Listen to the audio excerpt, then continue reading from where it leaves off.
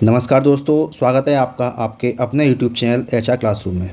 दोस्तों, आज काफ़ी लंबे समय के बाद फिर से हम अपना ये सेशन शुरू कर रहे हैं। कुछ दिक्कतें थी, हेल्थ इशू थे, इसलिए काफ़ी दिनों तक आप कोई वीडियो नहीं आई चैनल पर। अब डेली आपके लिए रेगुलर जूनियर असिस्टेंट के लिए और वेरियस एग्ज़ाम जिसमें यूपी स्पेशल पूछा जाता है, आपकी वीडियो कंटिन्यूस आएंगी। ठीक है, कोई दिक्कत नहीं होगी। जो दिक्कतें थी वो अब समाप्त हो चुकी हैं। पर डे आपको एक लेक्चर मिलेगा। और प्लीज़ पहले की तरह आप को अगर ये हमारा प्रयास अच्छा लगता है तो चैनल के सपोर्ट के लिए लाइक शेयर सब्सक्राइब कीजिए। चलिए शुरू करते हैं। हमने लास्ट टॉपिक जो छोड़ा था, नृत्य हम कर रहे थे, और नृत्य में हमने 28 क्वेश्चन कर रखे थे। हम आज 29 क्वेश्चन से शुरुआत करने जा रहे हैं। ठीक है, चलिए शुरू करते हैं फिर से एक नई शुरुआत के साथ, नए जोश और जुनून के साथ। चलिए, आपका पहला प्रश्न, निम्नलिखित में से कौन एक सही सुमेलित नहीं है? इसमें उत्तर प्रदेश के लोकगीत दे रखे हैं। आला आला बुंदेलखंड, बिरहा पूर्वी उत्तर प्रदेश, कजरी रुहेलखंड और चैती अवध एवं भोजपुरी क्षेत्र। तो इसमें कौन सा सुमेलित नहीं है? देखिए, आला बुंदेलखंड बिल्कुल सही है, बिरहा पूर्वी उत्तर प्रदेश बिल्कुल सही है।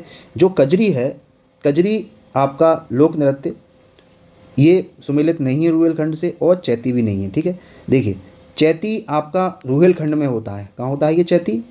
क्षेत्र कौन सा है इसका? रुहेल खंड। ठीक है, इसका रुहेलखंड होता है। और जो कजरी होता है, इसका अवध क्षेत्र होता है। कौन सा? अवध। अवध क्षेत्र में ये गाया जाता है। तो इसमें जो विकल्प सी और डी सुमेलित नहीं है। जिस समय ये पेपर हुआ था उस समय आयोग ने सी और डी दोनों ही विकल्प इसमें सही माने थे। चलिए अगला प्रश्न करते हैं। एक सेकेंड। नेक्स्ट क्वेश्चन है आपके सामने, प्रश्न संख्या 30। निम्नलिखित युग्म में से कौन सा सही सुमेलित नहीं है? हारमोनियम वादक श्री राम श्रीवास्तव, ब्रज रास नृत्य मिर्ज़ापुर, बिरहा गायकी मुबारक अली खान। तो इसमें कौन सा सुमेलित नहीं है? देखिए, हारमोनियम वादक श्री राम श्रीवास्तव बिल्कुल सही सुमेलित है। ब्रज ब्रज में रास नृत्य होता है, बिल्कुल सही है। ठीक है, जो बिरहा होता है, ये एक मिनट इसको देख लेना पहले। डी गायकी मुबारक अली खान, ये भी आपका सही है। आपका जो विकल्प है वो कौन सा? सी आपका विकल्प सुमेलित नहीं है। ठीक है, देखते हैं इसकी डिटेल में, देखते हैं इसको। जो बिरहा होता है वो भोजपुरी में गाया जाता है। किस में गाया जाता है? भोजपुरी में। ठीक है, भोजपुरी में गाया जाने वाला पूर्वी उत्तर प्रदेश का लोकप्रिय लोकगीत है।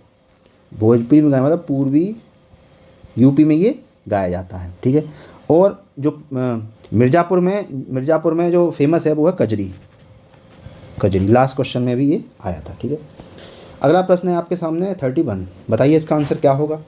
हाथरस एवं कानपुर परंपराओं का संबंध है। किससे है? रंगमंच से, शास्त्रीय गायन से, लोक नृत्य से, या कबड्डी से। तो हाथरस एवं कानपुर परंपराओं का संबंध किससे है आपका? ये है आपका रंगमंच से। ठीक है, उत्तर प्रदेश में दो महत्वपूर्ण स्थान हैं, हाथरस और कानपुर। यहाँ पर रंगमंच में अपनी काफ़ी विकास किया है। ठीक है, इसमें रामलीला और नौटंकी प्रमुख हैं। कौन कौन सी हैं? एक तो है रामलीला, रामायण का मंचन किया जाता है, और कौन सा है? नौटंकी। नौटंकी प्रमुख हैं। ठीक है, जो हाथरसी और कानपुर नाट्य शैलियों में संवाद जो होता है, गायन के प्रस्तुतिकरण को क्या कहते हैं? नौटंकी कहते हैं। ठीक है, कानपुर में श्री कृष्ण पहलवान और हाथरस में पंडित नत्थाराम शर्मा की नौटंकी परंपरा प्रसिद्ध है। हाथरस में कहाँ कौन है देख लेते हैं? पंडित नत्थाराम।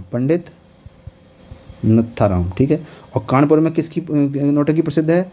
श्री कृष्ण पहलवान। श्री कृष्ण पहलवान, ये कलाकार हैं, श्री कृष्ण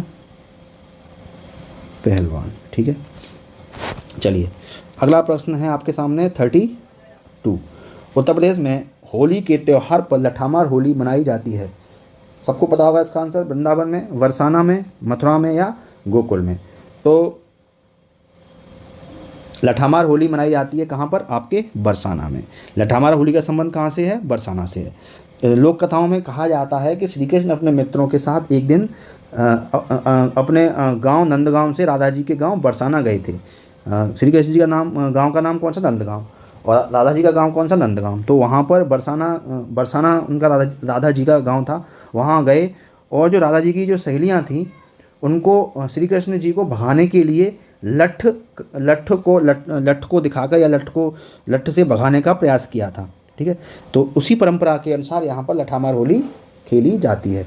इसमें नंदगांव के जो ग्वाले होते हैं वो बरसाना में जाते हैं होली खेलने। वहाँ पर बरसाना की जो स्त्रियाँ होती हैं उनको लठ से लठामार होली खेलती हैं। अगला क्वेश्चन है आपके सामने 33। इसमें आपको मिलान करना है। ठीक है, पीसीएस में आया हुआ क्वेश्चन है, तो मिलान करना है इसमें कौन सा मिलान सही है। ठीक है, तो लच्छू महाराज का संबंध किससे है, डायरेक्ट मिलान कर लेते हैं हम। लच्छू महाराज का संबंध है आपके, एक मिनट बड़ा कर लें, लच्छू महाराज का संबंध है आपके कत्थक से। किससे है, कत्थक से। ठीक है, और आगरा घराने के उस्ताद फैयाज खान है ना, ये क्या करते थे, ये ध्रुपद संबंधित है, ध्रुपद एवं ख्याल के गायक थे। और वाराणसी के प्रख्यात हिंदुस्तानी गायिका सिद्धेश्वरी देवी कहाँ की थी, ये वाराणसी की थी। ये ठुमरी एवं ख्याल की गायिका थी, ठुमरी। ठीक है, ठुमरी गाती थी ये। और तलत महमूद ये क्या थे, ये गज़ल गाते थे। ठीक है, तो इसका जो सही विकल्प हो जाएगा इस प्रश्न का वो हो जाएगा बी, 3, 1, 4 और 2। ठीक है, सही विकल्प। अगला प्रश्न है, निम्न में से कौन सा युग्म सुमेलित नहीं है। बिरजू महाराज कत्थक, अभी बताया था, बिरजू महाराज कत्थक बिल्कुल सही है। आला महुआ में गाया जाता है। अमजद अली खान सरोद एक वाद्य यंत्र होता है वो बजाते थे, बिल्कुल सही है। बिरहा कन्नौज में, ये बिल्कुल गलत है। बिरहा कहाँ का लोकगीत है, ये लोकगीत है आपका पूर्वांचल का। कहाँ का, पूर्वांचल का लोकगीत है बिरहा। नेक्स्ट प्रश्न की तरफ बढ़ते हैं और हमारा प्रश्न संख्या है 35। चलिए 35 क्या है, क्या कह रहा है 35, निम्नलिखित में से कौन बनारस घराने से संबंधित हैं। बेगम अख्तर, मोतीबाई, तीसरा है रसूलन बाई, चौथा है सिद्धेश्वरी देवी। तो इसमें जो संबंधित हैं बनारस घराने से वो कौन कौन है आपकी, इसमें मोतीबाई भी बनारस घराने से संबंधित हैं। ठीक है, रसूलन बाई भी संबंधित हैं और सिद्धेश्वरी देवी बनारस घराने से संबंधित हैं। ठीक है, आगे बढ़ लेते हैं। तो इसमें जो सही विकल्प हो जाएगा वो हो जाएगा आपका विकल्प डी, 2, 3 और 4। अगला प्रश्न देखते हैं 36। प्रसिद्ध ठुमरी गायिका गिरजा देवी का जन्म किस शहर में हुआ था। लखनऊ, बरेली, मुरादाबाद या वाराणसी। तो प्रसिद्ध ठुमरी गायिका गिरजा देवी का जन्म हुआ था कहाँ पर, इनका हुआ था वाराणसी में। वाराणसी में जन्म हुआ था और इनका 2017 में निधन भी हो गया था। इनके कई सारे पुरस्कार मिले है ना, पद्मश्री मिला, पद्म विभूषण मिला, नाट्य अकादमी सम्मान से सम्मानित किया गया। ये ठुमरी की प्रसिद्ध गायिका थी गिरजा देवी। नेक्स्ट क्वेश्चन है आपके सामने, आरो यारो में आया हुआ है, क्वेश्चन संख्या 37। ठुमरी के संदर्भ में निम्नलिखित में से कौन सा कथन सही है। ठुमरी की उत्पत्ति उत्तर प्रदेश में हुई। ठुमरी सुगम एवं आकर्षण है। तो इसमें हमारे दोनों विकल्प ही सही हैं। ठीक है, दोनों विकल्प हमारे इसमें सही हैं, 1 और 2। ठुमरी भारतीय शास्त्रीय संगीत का एक गायन शैली होती है। इसकी उत्पत्ति जो हुई थी वो लखनऊ के नवाब वाजिद अली शाह के दरबार में हुई थी। कौन, वाजिद अली शाह के दरबार में हुई थी। ठीक है, लखनऊ जो वाजिद अली शाह हैं वही इसके जनक माने जाते हैं लखनऊ ठुमरी के। और नवाब वाजिद अली शाह के संरक्षण में लखनऊ ठुमरी की शान और लोकप्रियता काफ़ी अपने उच्च स्तर पर पहुंची थी। नेक्स्ट क्वेश्चन है आपके सामने, मिलान करना है इसमें 2 सूचियों का। इसमें कुछ कलाकारों के नाम दिए गए हैं, तो वो किससे संबंधित थे वो आपको इसमें करना है। तो हम डायरेक्ट मिलान करते हैं। ठीक है, चलिए दोस्तों, काफ़ी दिनों बाद मुलाकात हुई है, बताइए आप लोग कैसे हैं। मैं उम्मीद करता हूँ आप बहुत अच्छे होंगे। ठीक है, मेरी थोड़ी तबीयत प्रॉब्लम आ गई थी, इसलिए कुछ दिन तक हमने लेक्चर बंद कर रखा था। अब बिल्कुल सही हैं, बहुत अच्छे हैं और बिल्कुल आपके साथ मेहनत करने वाले हैं। ठीक है, चलिए अपन लोग सीधा मिलान करते हैं। तो उस्ताद बिलाकत खां ये किससे संबंधित थे, ये संबंधित थे सितार से, ये बजाते थे सितार। मास्टर फिदा हुसैन नारसी ये हिंदी रंगमंच से संबंधित थे। ठीक है, सितारा देवी ये आपके कत्थक से संबंधित थी।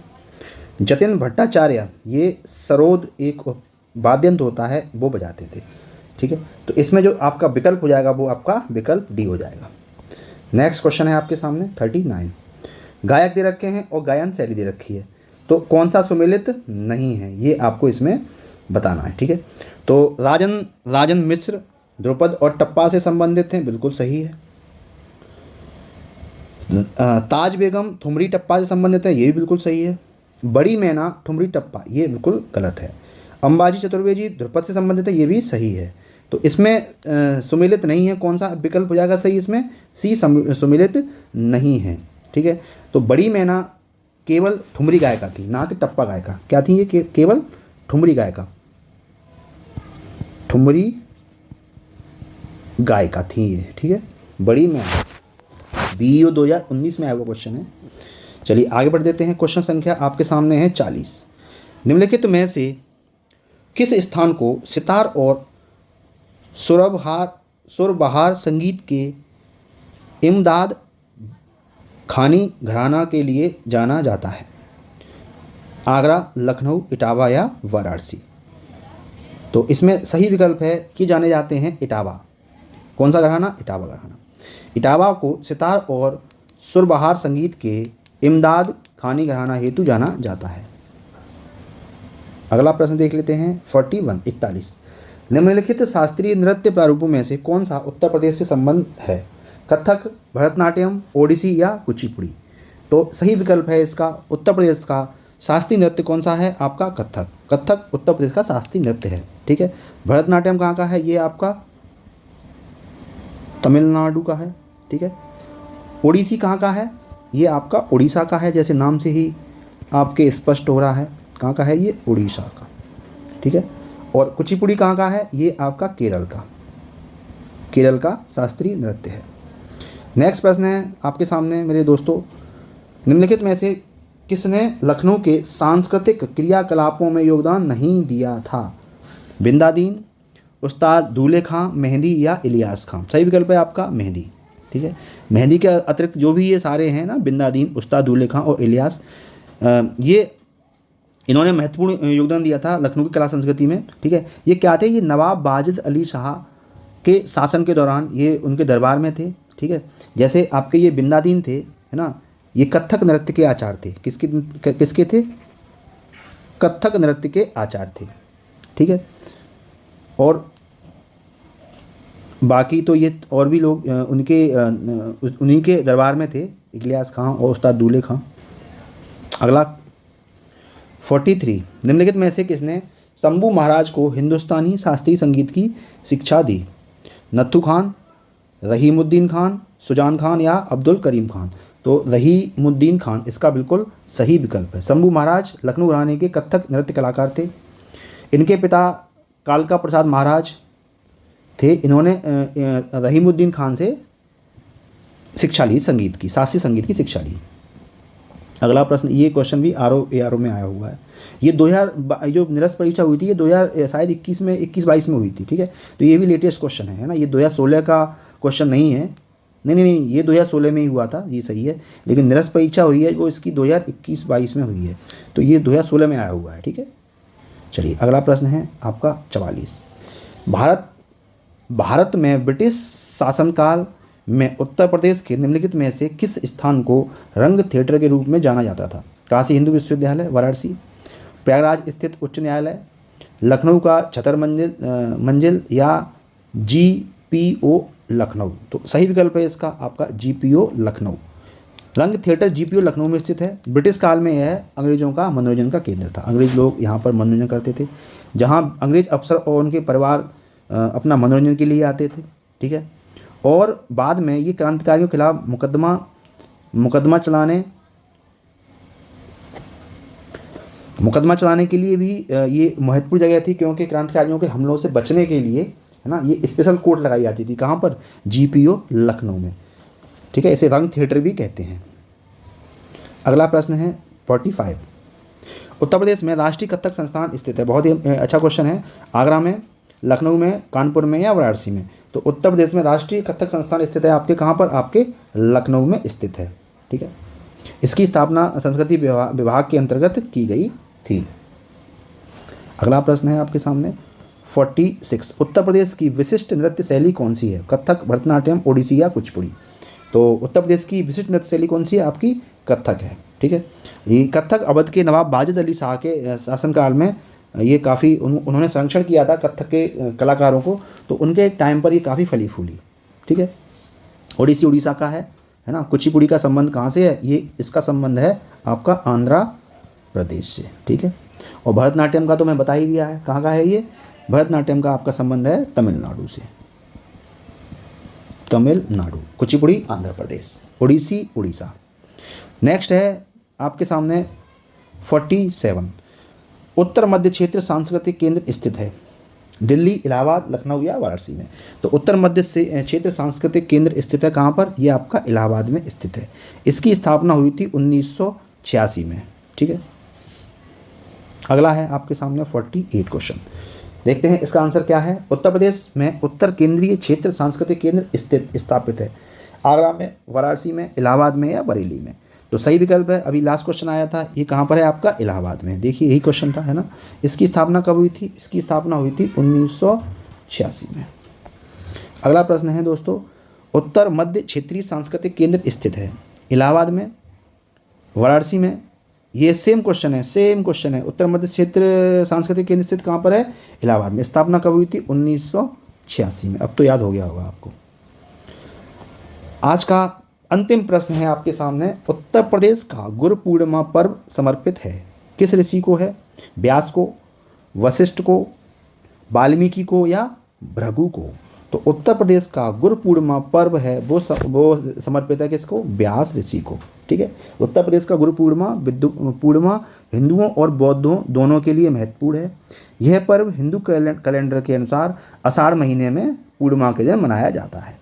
हिंदू इस पर्व को जो संत थे महर्षि व्यास उनकी स्मृति में मनाते हैं, जबकि बौद्ध इसी दिन को भगवान बुद्ध के सम्मान में मनाते हैं, जिन्होंने इसी दिन सारनाथ में अपना पहला उपदेश दिया था। कब दिया था? गुरु पूर्णिमा के दिन दिया था। दोस्तों काफ़ी दिनों बाद आपके सामने एक नई वही पुरानी सीरीज में कंटिन्यू कर रहा हूँ। प्लीज़ आप इसे सपोर्ट कीजिए। ठीक है, लाइक शेयर सब्सक्राइब कीजिए। अब आपको डेली रेगुलर वीडियो मिलेंगे। कुछ हेल्थ इशू थे, इस वजह से मैंने ये वीडियो नहीं डाल पाया। अब रेगुलर वीडियो मिलेगी आपको। ठीक है, और प्लीज़ चैनल के सपोर्ट के लिए लाइक से सब्सक्राइब कीजिए। पहले की ही तरह आप प्यार दीजिएगा। तो चलिए मिलते हैं कल बिल्कुल सही समय पर, कोई दिक्कत नहीं आएगी अब, है ना। तो मिलते हैं कल, तब तक के लिए जय हिंद जय भारत। और मैं ये वीडियो रिकॉर्ड कर रहा हूँ तो हमारा स्वतंत्रता दिवस है आज 15 अगस्त। ये वीडियो आपको 16 अगस्त को मिलेगा। तो आपको स्वतंत्रता दिवस की बहुत बहुत शुभकामनाएं। चलिए मिलते हैं कल, तब तक के लिए जय हिंद जय भारत।